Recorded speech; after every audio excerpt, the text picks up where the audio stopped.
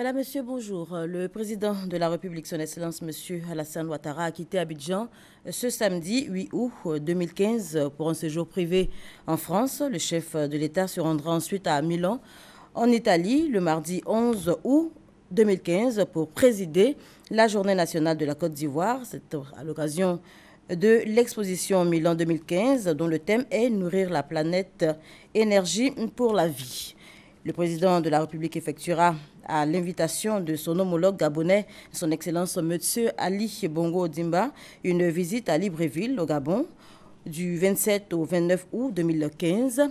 Au cours de son séjour, le chef de l'État participera à la 4e édition du New York Forum Africa sur le thème central « Investir dans l'énergie du continent ». Le président de la République échangera avec les participants sur le rôle déterminant de l'énergie dans le développement économique et humain de la Côte d'Ivoire. En marge du New York Forum Africa, il participera à un sommet sous-régional consacré à la question du changement climatique. Bientôt, une université virtuelle en Côte d'Ivoire. Le site de cette université a été présenté au cours d'une cérémonie au ministre de l'Enseignement supérieur, Gnamien Konan. C'était à l'issue de l'atelier de finalisation de la plateforme technique tenu du 3 au 6 août dernier à Yamoussoukro. Deuxième journée scientifique de l'ISTC, entendez Institut des sciences et techniques de la communication, désormais IPSTC, Institut polytechnique des sciences et techniques de la communication. Ces journées visent, vous vous en doutez certainement, à promouvoir le savoir-faire des étudiants. Grâce Kando. L'Institut polytechnique des sciences et techniques de la communication, ISTC, est un établissement d'enseignement supérieur professionnel qui forme au métier du journalisme et de la communication.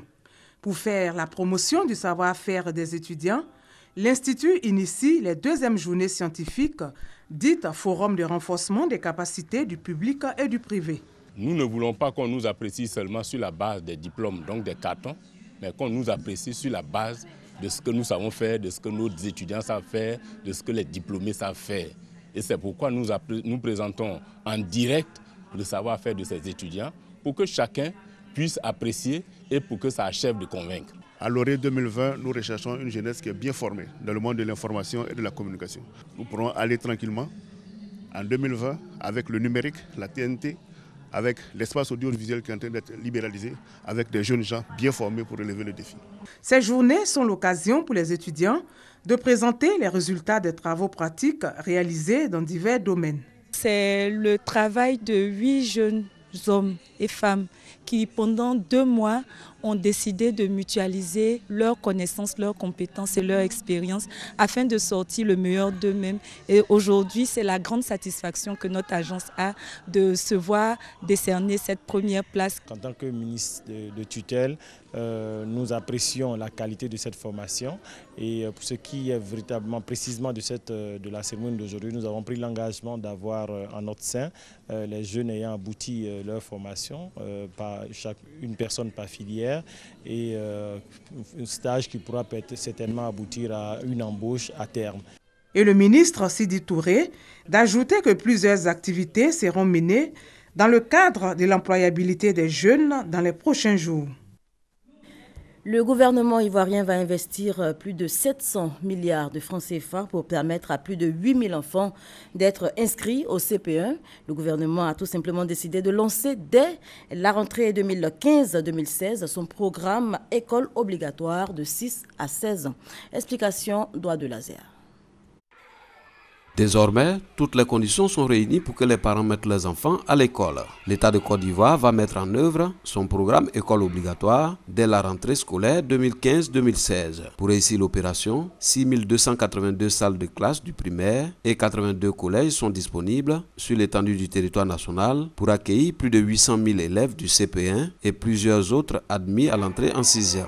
Au cours de cette conférence de presse organisée par le ministère de l'Éducation nationale et de l'enseignement technique, Abdoulaye Kouyaté, chef de cabinet du dit ministère, a fait cas de plus de 700 milliards de francs CFA qui vont être décaissés par l'État de Côte d'Ivoire qui accorde une place de choix à l'éducation des enfants de 0 à 16 ans. Si nous n'avions pas construit autant de salles de classe pour le primaire, autant de collèges, nous n'avions pas recruté autant, n'est-ce pas, d'enseignants, la mise en œuvre aurait été difficile.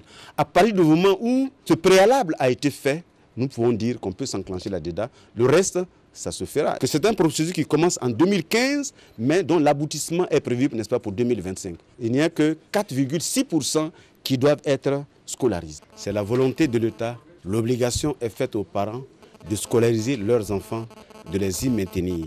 De 2011 à 2015, l'État de Côte d'Ivoire a investi 93 milliards de francs CFA pour l'amélioration des conditions de vie et de travail dans le secteur éducation-formation, ce qui a permis de construire plus de 36 000 salles de classe du primaire et plusieurs des lycées et collèges. Le nombre d'enseignants a été également revu à la hausse avec le recrutement de 35 000 enseignants du primaire et du secondaire. Des dispositions qui ont favorisé de bons résultats aux examens et concours en fin d'année scolaire 2014-2015. Renforcement de la surveillance maritime et lagunaire, la police et la gendarmerie nationale viennent de recevoir des vedettes, 6 au total. La cérémonie de remise de ces embarcations a eu lieu récemment, c'était à l'atelier maritime national. Hamza Diaby. La réforme du secteur de la sécurité, toujours en marche. Ces vedettes, neuves, 6 au total, viennent d'être mises à la disposition des services de sécurité par le CNS, le Conseil national de sécurité. Les forces de police, de gendarmerie et des douanes ivoiriennes voient ainsi leur capacité renforcée. Ces embarcations ont été montées ici à l'atelier de la Marine nationale et donc doivent permettre de renforcer les capacités opérationnelles de nos services de sécurité, notamment en ce qui concerne la surveillance lagunaire. Après la crise post-électorale, ces forces s'étaient retrouvées pratiquement sans capacité ou vraiment très limitées en termes de capacité opérationnelle. Et donc là, on est en train de remonter les capacités opérationnelles de toutes ces forces. Des embarcations totalement montées à Abidjan, une première. Tout le montage a été réalisé ici, dans les locaux de l'ATEMAN, l'atelier de la Marine nationale, grâce à des spécialistes venus former les techniciens locaux. Le résultat est plus que satisfaisant pour le CNS, c'est surtout un bonheur pour les bénéficiaires. Nous faisons la mutualisation des moyens. Aujourd'hui, on a beaucoup de voitures, on a un hélico et aujourd'hui, notre parc de bateaux de vedettes vient de s'enrichir de 2 autres. Les vedettes nous permettent de réussir beaucoup de missions. Les missions contre les dealers, les vendeurs de drogue qui se trouvent de l'autre côté de la rive, faire des opérations antiterroristes avec la FRAP, la force de recherche et d'assaut de la police. Et c'est un soutien également pour les autres directions de la police criminelle qui peuvent vouloir se rendre sur l'autre rive, mais n'ayant pas les moyens, c'est un soutien en tout cas considérable pour la police. Après cette première étape, 10 autres embarcations seront remises aux différents services de sécurité par le CNS. 10 embarcations qui, elles, seront entièrement construites à l'ATEMAN. Lutte contre les boissons frélatées, l'implication des autorités plus que jamais souhaitée, c'est en tout cas le vœu de l'autorité de régulation de la restauration et de l'alimentation. Herman Niamia. Un livre pour mettre en lumière toutes les actions sociales et humanitaires de la Première Dame. C'est ce que vient de faire l'auteur Pascal Roy Emma en publiant l'ouvrage « Dominique Ouattara, une femme des grandes causes humaines ». Publié aux éditions Edilivre, ce livre de 109 pages, plus qu'un témoignage, est selon l'auteur et les autorités, la preuve de la grande générosité de la Première Dame. Généralement, les Premières Dames attendent d'être dans le fauteuil, à côté de celui qui tient le pouvoir, pour sentir l'éveil caritatif. Ça n'a pas été son cas. Donc, plusieurs raisons pour dire que cette femme, elle est de qualité de cœur exceptionnelle. Et il n'y a pas meilleure façon que de scientifiser, immortaliser par l'écriture ce qu'elle fait, qui n'a rien de politique. Les paroles s'envolent, mais les écrits restent. Ce livre est donc un témoignage de l'action de la Première Dame. Une dame qui porte l'amour, porte le cœur depuis son jeune âge et qui a toujours rêvé aider. Donc, elle n'a pas attendu d'être Première Dame pour commencer à partager, pour commencer à soutenir des grandes causes. La Première Dame ivoirienne, personne ne l'ignore, reste et demeure une icône de la charité de ce pays. À travers votre ouvrage, le lecteur sera renseigné davantage sur les activités caritatives connues et surtout celles non connues à l'actif de Mme Dominique Ouattara. Dominique Ouattara, une femme de grandes causes humaines, est un livre qui n'est ni une biographie ni une apologie politique. Selon l'auteur, c'est un hommage rendu à la Première Dame et à la Fondation Children of Africa.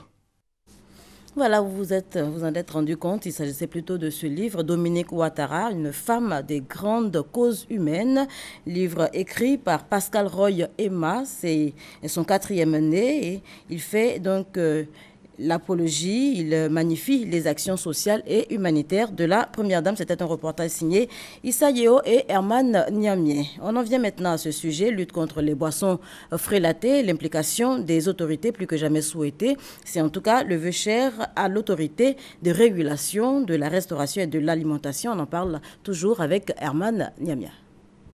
Ce n'est un secret pour personne. Les boissons frélatées et contrefaites circulent aisément sur le marché ivoirien. Selon certaines sources, la plupart des boissons qui entrent clandestinement sur le marché ivoirien sont des boissons frélatées ou contrefaites. Difficile de les distinguer de l'original, leur écoulement sur le marché se fait sans difficulté. Une boisson frélatée se reconnaît par ses conditions de fabrication, conditions de mise en bouteille, de vente qui n'est pas toujours légale et qui ne se fait pas dans des endroits appropriés. Ils vont nous tuer dans ces pays-là. Ils nous amènent que des mauvaises boissons. Champagne, mauvais. Whisky, mauvais. On ne comprend plus. La consommation de l'alcool frélaté provoque la cécité, mais pire, elle peut tuer le consommateur. D'ailleurs, en Côte d'Ivoire, elle a occasionné de nombreux décès. L'autorité de régulation de la restauration et des métiers de l'alimentation ARMA veut mettre fin à cette activité illégale. Ce séminaire a donc pour objectif de définir un plan d'action visant à réglementer, professionnaliser et assainir la chaîne de production, d'importation et de commercialisation des boissons en Côte d'Ivoire. C'est d'informer les Ivoiriens sur la qualité et puis sur le mal pernicieux que représente la boisson frélatée. Sensibiliser et informer l'administration sur, je dirais, le bon produit du mauvais produit. Les boissons frelatées sont un fléau pour effectivement la santé des Ivoiriens, mais aussi pour l'économie, car cela représente des fortes pertes d'entrée pour l'État et pour nous, les opérateurs économiques. Ce séminaire a enregistré des membres de l'administration en charge du commerce, des propriétaires de débits de boissons et des représentants de grandes firmes de boissons mondialement connues. On peut retenir au nombre des recommandations le renforcement de la répression contre les auteurs de boissons frélatées et contrefaites, le renforcement du cadre législatif et réglementaire et le renforcement de la certification des entreprises fabricantes de boissons. Et puis le reste de l'actualité en images, le 8 août 2014, il y a un an, l'Organisation mondiale de la santé déclarait la fièvre Ebola, urgence de santé publique de portée mondiale. L'épidémie est partie fin 2013 de la Guinée et s'est étendue au Libéria et après en Sierra Leone. L'épidémie qui alors avait fait 1 millier de morts, le bilan est lourd et les autorités sanitaires continuent de prôner la prudence. Au Mali, 12 personnes ont été tuées lors de la prise d'otage d'un hôtel de Sévaré dans le centre du pays. Il s'agit de 5 éléments des forces armées maliennes, 5 terroristes et 2 blancs, dont un Sud-Africain. Les forces maliennes ont mis fin à cette prise d'otage dans la nuit de vendredi à samedi et le calme précaire est donc revenu au Mali. En Centrafrique, un casque bleu rwandais a tué 4 de ses compagnons d'armes et en a blessé 8 autres. Une enquête est ouverte. Hors de chez nous, toujours, élections législatives et locales en Haïti, des élections boudées par les électeurs sentants, des électeurs qui, 5 ans après le séisme qui a plongé le pays dans une crise sans précédent, vivent dans la misère. Et puis, notez avant de nous dire au revoir que le magazine du dimanche aujourd'hui va parler des JAAD, les journées administratives de l'agriculture délocalisée. On parlera donc de solutions durables pour l'agriculture et c'est le docteur Noun Koulibaly, directeur général de la planification, du contrôle des projets et des statistiques, qui sera l'invité de Delphine Gla. Merci de nous avoir suivis. Je vous souhaite de passer un très très bon dimanche.